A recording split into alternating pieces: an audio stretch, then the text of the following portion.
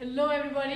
तो आज हम सिर्फ और सिर्फ डिस्कस करेंगे एनडीए मैथ्स पेपर का वेटेज, और ये वेटेज है हमारे 2022 के एनडीए 2 का। ठीक है, तो बेसिकली ये क्यों कर रहे हैं?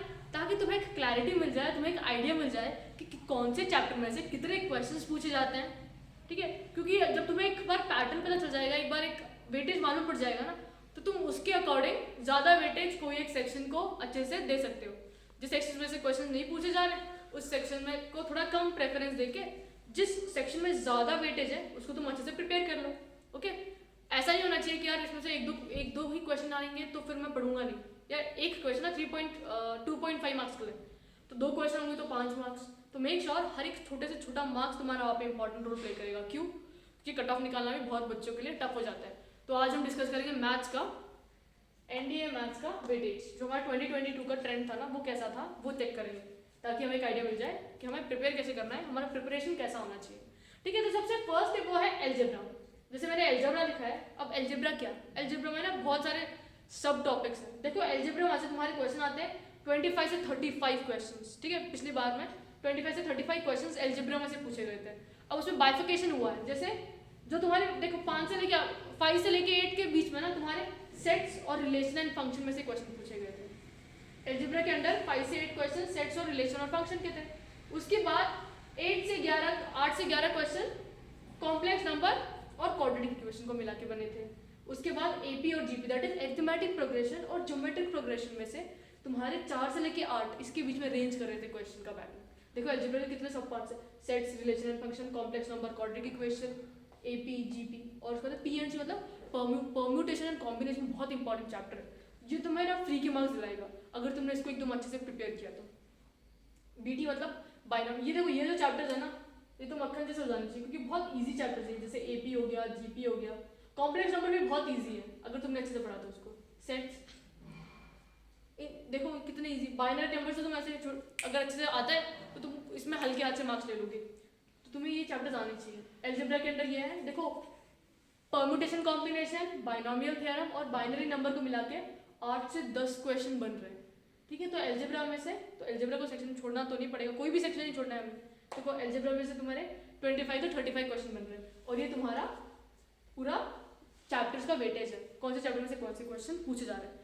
तो इसके अकॉर्डिंग तुम प्रेफर कर सकते हो कि मैं कौन सा चैप्टर पहले स्टार्ट करने वाला हूँ या कौन सा चैप्टर मैं बाद के लिए रखने वाला हूँ। ठीक है, उसके बाद मैट्राइसेस एंड डिटर्मिनेंट्स, यार ये भी चैप्टर ना बहुत आसान है।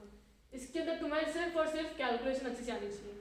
इसमें क्वेश्चंस देखो कितने क्वेश्चन पूछे गए थे, 3 से लेके 12 क्वेश्चन। अगर 10 क्वेश्चन इसमें से पूछे तो कितनी अच्छी बात हो जाएगी, राइट? तो यहाँ पे देखो किस टाइप के क्वेश्चन पूछे जाते हैं। फाइंडिंग डिटर्मिनेंट, क्या वो स्क्यू सिमेट्रिक है, क्या वो सिंगुलर मैट्रिक्स है, इनवर्स, क्या ये सिमेट्रिक मैट्रिक्स है।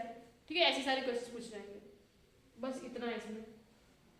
ट्रिग्नोमेट्री की बात करें तो पिछली बार ट्रिग्नोमेट्री में 15 से लेके 15 to 20 क्वेश्चंस पूछे गए थे। अब ट्रिग्नोमेट्री में ना डिफरेंट पार्ट्स होते हैं। जैसे तुमने 10th में कुछ ट्रिग्नोमेट्री इंट्रोडक्शन पढ़ा होगा, राइट? तो उसमें रेशियोज एंड आइडेंटिटीज से क्वेश्चन पूछे गए थे। इनवर्स ट्रिग्नोमेट्री जो तुम्हें 11th में आती है, सॉरी 12th में आएगी। ये रेशियोज एंड आइडेंटिटीज तो अभी भी है तुमको 11th में, क्लास 11th में तुम्हें रेशियोज एंड आइडेंटिटीज है। क्लास 12th में आओगे तुम्हें इनवर्स ट्रिग्नोमेट्री है। हाइट्स और डिस्टेंसेस तो तुमने क्लास 10th में पढ़ रखा है ना? तो ट्रिग्नोमेट्री भी बहुत इजी चैप्टर है अगर तुमने अच्छे से प्रिपेयर किया, और उसमें से क्वेश्चन पूछे जाते हैं 15 से 20 क्वेश्चन आए थे पिछली बार। ठीक है, first section algebra, second matrices and determinants, third तुम्हारा ट्रिग्नोमेट्री। देखो इतने तीन चैप्टर के लिए 20 क्वेश्चन का 20 क्वेश्चन, ये दो चैप्टर में से, ये तो एक ही चैप्टर है। देखो कितना इंपॉर्टेंट रोल प्ले करता है। अच्छे से चैप्टर प्रिपेयर कर लोगे तो तुम्हारी बल्ले बल्ले हो जाएगी। ठीक है, तो मेक श्योर जब भी तुम प्रिपरेशन स्टार्ट कर रहे हो अपनी, तुम्हारा एग्जाम वेटेज ना सामने होना चाहिए, ताकि तुम्हें एटलीस्ट आइडिया तो मिले कि यार कैसा है, कैसा पैटर्न फॉलो हो रहा है, ताकि तुम्हें भी ज़्यादा दिक्कत ना हो। पता चला तुमने कुछ किया और तुम प्रीवियस ईयर क्वेश्चन लेने बैठ गए, तुम्हें आ ही नहीं वो। ठीक है, ऐसा नहीं होना चाहिए। उसके बाद है analytical geometry and 3D, right? तुमने अभी जैसे क्लास 11 और क्लास 12 में होते हैं तुम्हारे एनालिटिकल ज्योमेट्री और 3D ज्योमेट्री, राइट? उसमें किस टाइप के क्वेश्चन पूछे जाएंगे? देखो जैसे अभी तुमने ये पढ़ा होगा ना, कोनिक सेक्शंस, क्लास 11 का चैप्टर है, उसके अंदर देखो सर्कल्स में से 2 से 3 क्वेश्चन सर्कल के थे। अगर तुमने ये फॉर्मूलेस को एकदम अच्छे से लर्न कर लिया, अच्छे से समझ लिया कि कैसे चीज़ें क्या हो रही है, तो तुम इसमें भी अच्छे से मार्क्स स्कोर कर लोगे। तो सर्कल के कितने क्वेश्चन आए थे? 2 to 3 क्वेश्चन सर्कल के ऊपर बेस्ड थे, और फिर 2 to 3 क्वेश्चन कोनिक सेक्शंस। अब तुम्हें ये पता होना चाहिए कोनिक सेक्शन में क्या क्या है, एलिप्स आ जाता है तुम्हारा, पैराबोला, और इनके जनरल इक्वेशन तुम्हें अच्छे से मालूम होनी चाहिए, हाइपरबोला,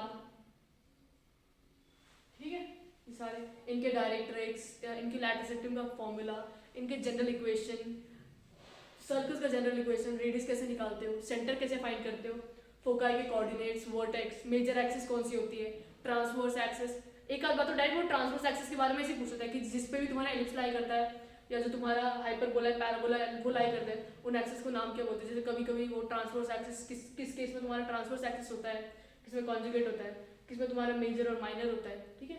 तुम्हें एकदम डिटेल में पढ़ना है, जब भी तुम कोई भी चैप्टर पढ़ रहे हो ना, मेक श्योर तुम हर एक छोटी से छोटी चीज़ करो, क्योंकि वही एट द एंड वही मैटर करने वाली ना कि तुम कितने डिटेल में पूछे थे किसी चीज़ के। तो देखो एनालिटिकल ज्योमेट्री और 3D ज्योमेट्री से 10 से 20 क्वेश्चन पूछे गए थे, 10 से 20 क्वेश्चन, ठीक है। तो सर्कल्स पे बेस कितने क्वेश्चन थे, 2 से 3। फिर कोनिक सेक्शन मतलब एलिप्स, पैराबोला, हाइपरबोला में फिर से 2 से 3 क्वेश्चन, और फिर 3D ज्योमेट्री। 3D ज्योमेट्री में कितने क्वेश्चन बने थे, 2 to 5 क्वेश्चन। अब तुमने क्लास 12 में भी 3D ज्योमेट्री होगा, और क्लास 11 में भी थोड़ा बहुत है तुम्हें इंट्रोडक्शन टू 3D ज्योमेट्री। वहाँ पे Cartesian plane, X Y plane क्या होता है, वाई जेड प्लेन, फिर इसके अंदर तुम्हें ये भी आ जाएगा इक्वेशन ऑफ प्लेन्स, फिर equation of line, equation of straight line, line passing through 2 points, slope point form, different forms है। इस चैप्टर को भी एकदम अच्छे से करना, क्योंकि 3D ज्योमेट्री भी बहुत इंपॉर्टेंट रोल प्ले करता है तुम्हारा, ओके। उसके बाद आता है डिफरेंशियल कैलकुलस, ये तुम्हारा वापस क्लास 11 में चैप्टर है, ठीक है। जैसे यहाँ पे अगर ये चैप्टर देखोगे ना, तो डिफरेंशियल कैलकुलस में कितने क्वेश्चन पूछे गए थे, 20 to 25। इसके अंदर भी बहुत सारे पार्ट्स होंगे, ठीक है। तुम्हें सब कुछ आना चाहिए इसमें, ठीक है, डिफरेंशिएशन, ये सारी चीज़ें। उसके बाद integral calculus and differential equation, इसमें 8 से 12 question. Area under the curve, तुम्हारे डिफरेंट कर्व्स दे दिए जाएंगे, जैसे ये कर्व है, ठीक है, और इसके साथ सर्कल बनाया हुआ है, ये वाला रीजन बताओ, एक्स एक्सिस के ऊपर लाई कर रहा है वो, तुम्हें फिर वो ऐसे दे देंगे, साइन एक्स और कॉस एक्स के ग्राफ है, उनके बीच का जो ग्राफ है वो बताओ, ऐसे कुछ समथिंग, उनके बीच का एरिया क्या होगा वो बताओ। तो ऐसे क्वेश्चन पूछे जाते हैं इसमें, area related to curves, degree find करना, कोई भी अगर इक्वेशन गिवन है, क्या वो होमोजेनियस इक्वेशन है, क्या वो डिफरेंशियल इक्वेशन है, ठीक है, क्या उसका ऑर्डर क्या है, उसका डिग्री, ऑर्डर और डिग्री पे तो क्वेश्चन आता ही आता है हर बार, और यहाँ पे तुम 2.5 मार्क्स आराम से ले सकते हो, ठीक है। Order, degree, area under curve, इसके अंदर तुम्हें इंटीग्रेशन के फॉर्मूलेज मालूम होने चाहिए, राइट। जो डिफरेंट फॉर्मूलेज है बहुत इंपॉर्टेंट रोल प्ले करते हैं तुम्हारा डायरेक्ट चुटकियों में। अगर तुम्हें फॉर्मूलेज अच्छे से मालूम है तो तुम्हारे आंसर एकदम चुटकियों में आ जाएंगे। उसका वेक्टर अलजेब्रा जैसे क्रॉस प्रोडक्ट, डॉट प्रोडक्ट, ठीक है, वो सब पूछा जाता है इसमें। जिसको ये आता है क्रॉस डॉट प्रोडक्ट, 5-7 क्वेश्चन, ठीक है, ये भी इजी चैप्टर है, ठीक है, बहुत। उसका स्टैटिस्टिक्स और प्रोबेबिलिटी, स्टैटिस्टिक्स में तुमको पता होगा मीन, मोड, मीडियन, ये सब। प्रोबेबिलिटी तुम्हें अभी बहुत सारी इसमें क्लास 11 में तो है ही थोड़ा बहुत, बट क्लास 12 में बहुत सारे, जैसे प्रोबेबिलिटी क्लास 11 में कैसे एग्जॉस्टिव इवेंट्स और बहुत डिफरेंट है, तुम्हें वो सारे टर्म्स ना एकदम अच्छे से मालूम होने चाहिए। क्लास 12 में भी तुम्हारे डिफरेंट फॉर्मूलेज आ जाते हैं, 10th की इतना आसान तो है नहीं है, तो क्लास 12 में तुम्हें एकदम अच्छे से प्रोबेबिलिटी पढ़नी है, क्योंकि प्रोबेबिलिटी से भी क्वेश्चन डायरेक्ट पूछे जाते हैं। देखो 16 to 20 क्वेश्चन, तो इस एक पैटर्न, इसलिए हम हमेशा ना एक पैटर्न फॉलो करते हैं ताकि हमें एक आइडिया मिल जाए।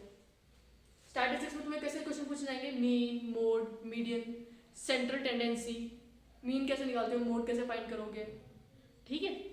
इधर कैलकुलेशन ज़्यादा होती है, बट जिसने कैलकुलेशन को टैकल कर लिया वो आराम से इसमें स्कोर कर लेगा आराम से, ठीक है। तो ये था एक वेटेज जो तुम्हें हेल्प करेगा कि तुम्हें कौन से चैप्टर में से या किस चैप्टर को ज़्यादा इंपॉर्टेंस देना है। I hope you like the video guys, अच्छे से प्रिपरेशन करते रहो।